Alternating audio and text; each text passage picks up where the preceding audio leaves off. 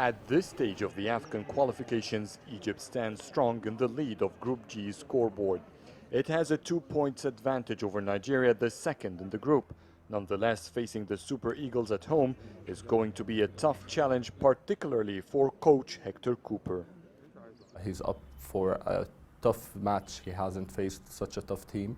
Maybe Nigeria have got a lot of things going on as they've just changed their coaching staff. Going to be a little bit difficult because Hector Cooper still doesn't know who to play, what formation he's going to use, whether he's going to play 4-3-3, whether he's going to play 4-5-1. So he has to sort this out. He's had many matches to prepare, but until now he's not fixing starting 11s, which can be a problem with Nigeria coming too soon. Concerns rise from the latest friendly games Egypt played recently. Egypt won over Libya and Burkina Faso and lost from Jordan. Critics said the Pharaohs performed poorly in all three. I think it's really important for Hector Cooper to prove the point he was hired to do, get Egypt into the big competitions again.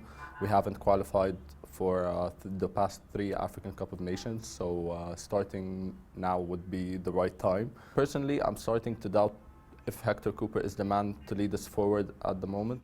Egypt hasn't qualified to the World Cup since 1990. It has also missed a seat in the last 3 versions of the African Cup of Nations. The Egyptian Football Association appointed Cooper particularly to end this curse. And that's why Nigeria's match in Kaduna is so important for Cooper. If he manages to secure a victory, Egypt's confidence in him will be restored, and the Pharaohs will meet the Super Eagles here at home with confidence. Otherwise, fingers will still be crossed for the Pharaohs to make it to the big games. Adel El Mahrouky, CCTV, Cairo. Well, now for more on this crucial match, we'll get some insights from sports analyst Solomon Adjuziogo joins us from Nigeria, and Ines Marza joins us from Egypt. Ines, let's start with you. Of course, Egypt is leading the group with 6 points. Does that suggest then that Egypt is simply better prepared for this next round of qualification? Well, indeed, they are really fully prepared and they are really so confident, and why not? They have been doing very well. They have the support of the country. They have the support of the Egyptian fans, all Egyptian fans. They have the support of the officials, sports officials, the government in Egypt. Everything, all facilities have been made easy for them to qualify to the 2017 Africa Cup of Nations. Actually, this edition is very important for the Egyptians and for the Pharaohs. They just want to go back to the days of glory when they used to dominate African football for almost 6 years, winning 3 Africa Cup of Nations titles. So they want to do that again, and they are looking forward to the 2017 Africa Cup of Nations. And they are at their best form. They have won, as it was mentioned before in the reports, against Burkina Faso and Libya, 2 friendly games. And they are looking forward now to meeting Nigeria. And though confident they are to face the Super Eagles, they are still, they don't want to underestimate Nigeria. They know that they are on top of the group, but still Nigeria is a very tough team. They have a long, respectable history in African football, and they wouldn't take the risk and go to this game not fully prepared. They are really determined to win. Well, as you heard there, Solomon, I'm sure you're looking at a very determined and a very confident Egypt. Nigeria will need to post good results, perhaps even overtake the Egyptians. So what does Nigeria's coach need to do to adequately prepare the team?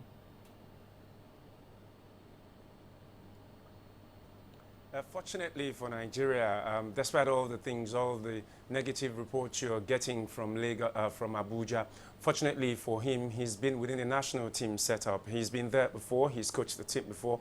Unfortunately, he couldn't qualify Nigeria for the Nations Cup at the time, and he sees this as an opportunity for him to make amends for his earlier stint with the team. The Egyptians sure have to take this match seriously because they know that the odds are stacked against them, against Nigeria. Nigeria has played Egypt 15 times, and those 15 times, Nigeria has won 7 times, played 4 draws and lost only 4. The last time, of course, both countries met was in 2010, where the Egyptians won 3-1 in Angola. But you would understand that Nigeria is desperate to go to the Nations Cup, having not gone just like the Egyptians the last time. The Egyptians haven't gone in 3 editions. Nigeria didn't go to the last one. So Nigeria is also desperate to go there. This time, you see a determined coach, a coach who is out to prove a point that he is as good as he claims to be. That's Coach Samson Siasia. Right, well, let's go back to you now, Ines. Of course, you touched on something there a little earlier about Egypt's determination. Some calling it really, as you said, a look back to the days of glory. And some are hoping that the Pharaohs will relive what they remember under Coach Shihata. At the moment, though, what would you say is the missing link between today and those days of glory you mentioned earlier?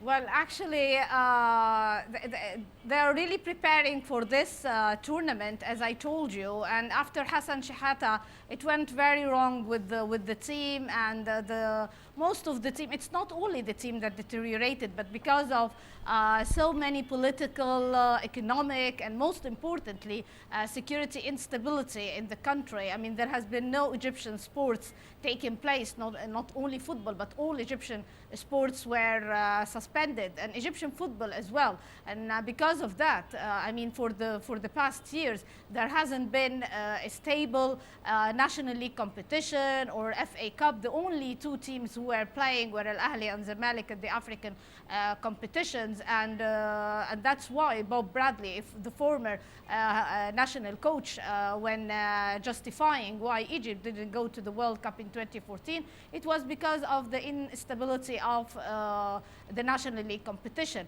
But in the past 18 months, I mean, everything was going fine with the Egyptian team. Now we are having the National League. The competitions are going very well. Players are. But the point is, the difference is that there is no more that the team that achieved the glory. We used to have Isam El-Hadari, Wael Goma, Mohamed Abu Treka, Ahmed Hassan, Hosni Abderrabbu, Ahmed Fathi, all these players who used to play and in the era of the golden football that we now call during the past the 6 years from 2006 exactly until 2010 when they won 3 championships. That's all because of those players. Those players struggled until 2014. Their aim was to qualify to the World Cup and make it to the World Cup. And then after not qualifying to the World Cup, they just retired. Most of them retired. So what you have now is a new team with a combination of some experienced players from the others. So this is the big challenge for the Egyptians and the big challenge for also the Pharaohs, because these young Pharaohs, they're really determined to bring back those days of glory, just like their former or their seniors. They want to follow their footsteps. So Egyptians are really keeping their fingers crossed that they will manage to do that, and hopefully. Right, well, let's return to you for a moment, Solomon. You know, some might say, of course, that a coach is only as good as his team. But in the case of Nigeria, some might argue that a coach can only be as good as the federation that's handling that national team. What do you think can be done to ensure there is proper understanding between coaches and the federation? Well, basically, here in Nigeria, it's always a problem. It seems maybe it's an African problem as well, where sometimes the local coaches, the federations don't believe in the local coaches, and they tend to treat the local coaches shabbily, even if the local coach was trained abroad and he decides to come home to handle the team. He probably doesn't get all he needs to get, but when you employ a foreigner, you give him everything he needs, and which was the case the last time with Nigeria and Coach Sunday Olise. Well, Coach Sunday Olise is out of the picture now, but let's hope that some of the things that Coach Sunday Olise pointed out, they will take care of all those things with Samson Siasia. But these coaches have always been known to do free jobs, as it were, people who sign contracts, who don't get paid for their job, and yet people want them to deliver. So it's not only the coaches who don't get paid, the players also don't get paid, and so there's very little motivation for the players to perform, except of course that they are putting on the national color and they want to project themselves and market themselves and get better clubs. But that's not enough, you know. People need to eat to be able to play good football.